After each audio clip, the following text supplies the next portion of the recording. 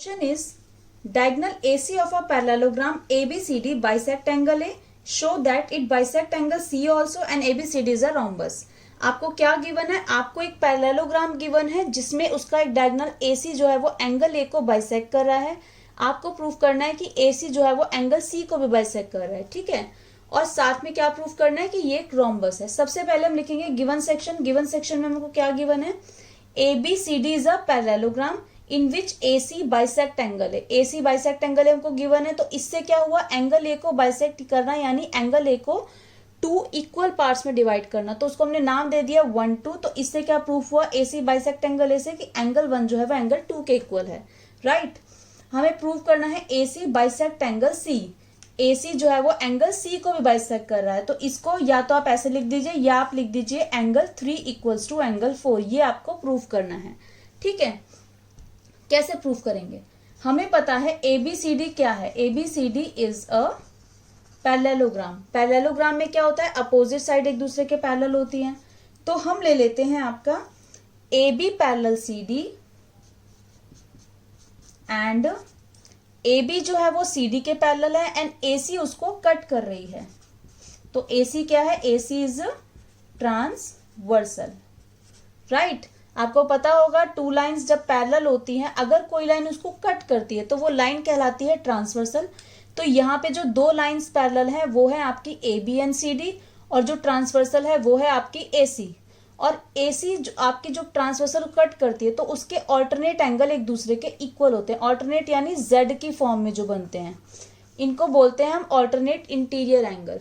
तो इस वाली फिगर में हमारे ऑल्टरनेट एंगल कौन से हैं? हमारे इस वाली फिगर में AB पैरेलल CD. तो आपका देखो ये Z बन रहा है इस तरीके से. तो एंगल 2 जो है वो एंगल 3 के इक्वल है. तो लिखेंगे therefore angle 2 equals to angle 3. इसका reason alternate interior angles. Right. अब आप देखिए इसको आप दे दीजिए नंबर 1. सिमिलरली AD जो है वो BC के पैरेलल है.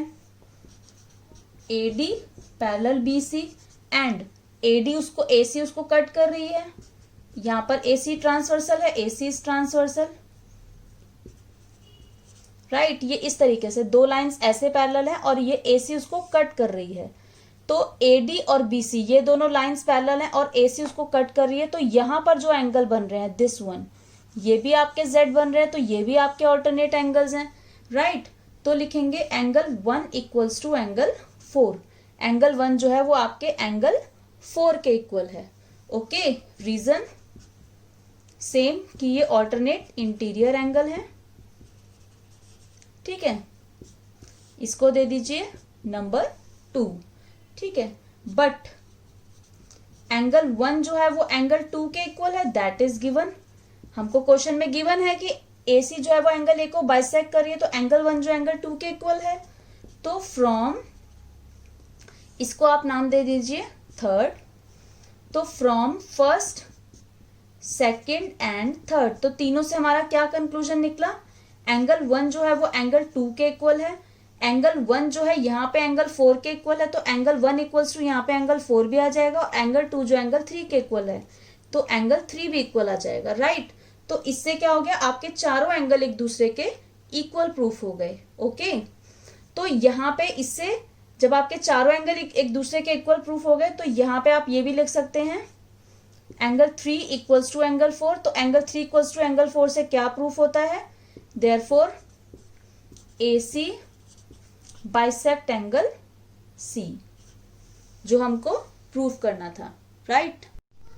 अब देखिए आपको प्रूफ करना है कि ये एक रोम्बस है. ABCD is a rhombus. तो कैसे करेंगे? हम पार्ट 1 में फ्रॉम पार्ट 1 में हम प्रूफ कर चुके हैं चारों angles. Angle 1 equals to angle 2 equals to angle 3 equals to angle 4. That is proved above. Right. ये हम प्रूफ कर चुके हैं चारों एंगल एक दूसरे के. अब देखिए इन एंगल्स का यूज करके हम क्या प्रूफ करते हैं. सबसे पहले लेते हैं इन ट्राइंगल ABC. इस ट्राइंगल में कौन से 2 एंगल आ रहे हैं? Angle 2 equals to angle 4. Angle 2 equals to angle, क्योंकि चारों एंगल्स इक्वल है तो angle 2 equals to angle 4 equal होगा. राइट. जब angle 2 equals to angle 4 equal होगा आपको आइसोसेलेस ट्राइंगल की प्रॉपर्टी पता होगी। आइसोसेलेस ट्राइंगल में क्या होता है, जो साइड्स इक्वल होती हैं उनके सामने वाले एंगल एक दूसरे के इक्वल होते हैं। तो इसका अपोजिट भी होता है, अगर किसी ट्राइंगल के दो एंगल्स इक्वल होते हैं तो उसके सामने जो अपोजिट साइड्स होती हैं वो भी एक दूसरे के इक्वल होते हैं। तो इसी प्रॉपर्टी का हम यूज करेंगे। यहां पे इस ट्राइंगल में एंगल 2 के अपोजिट कौन सी साइड है हमारी, बीसी, और एंगल 4 के अपोजिट कौन सी साइड है, ए बी। तो B C equals to A B. क्यों, because side opposite to equal angles in a triangle are equal. किसी भी ट्राइंगल की जो इक्वल एंगल्स होते हैं उसके सामने जो अपोजिट साइड्स होती हैं वो भी एक दूसरे के इक्वल होती है। तो यहां पे हमने इस ट्राइंगल में वही किया। एंगल 2 के अपोजिट कौन सी साइड है, बीसी, और एंगल 4 के अपोजिट कौन सी साइड है, ए बी। तो BC equals to A B, ये हमने प्रूव कर दिया, राइट। इसी तरह से इन ट्राइंगल एडीसी, एडीसी में सिमिलरली प्रूफ करने की जरूरत नहीं है। इन ट्राइंगल एबीसी, एडीसी में एडी इक्वल्स टू डीसी, ठीक है। यहां पे आप सिमिलरली लिख सकते हैं, सिमिलरली, देखिए, सिमिलरली इन ट्राइंगल एडीसी। तो सिमिलरली यानी सेम इसी का यूज करके एडी जो है वो डीसी के इक्वल आ जाएगा। एडी जो है वो आपका एडी इक्वल्स टू डीसी, ये इक्वल आ जाएगा। Same reason, side opposite to equal angles in a triangle are equal, right.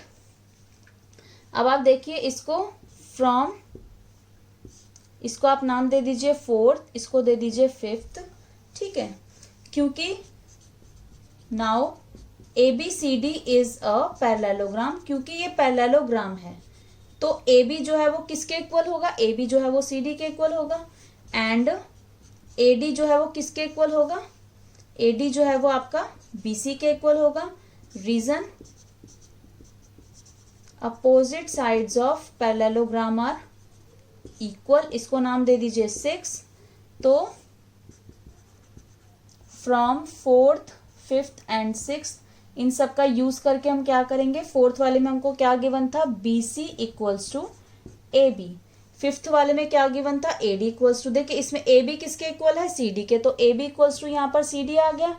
और ए डी किसके, बी सी किसके इक्वल है यहाँ पे, ए डी के, तो बी सी इक्वल्स टू यहाँ पर ए डी आ गया। तो चारों साइड्स एक दूसरे के इक्वल प्रूफ होगी। और जब चारों साइड्स एक दूसरे के इक्वल हो गई, क्योंकि ये ऐसा रोम्बस एक ऐसा पैरेललोग्राम होता है जिसकी चारों साइड्स एक दूसरे के इक्वल होती है, तो क्योंकि ये पैरेललोग्राम पहले से ही था और आपने चारों साइड्स इक्वल प्रूफ कर दी, तो therefore it is a rhombus.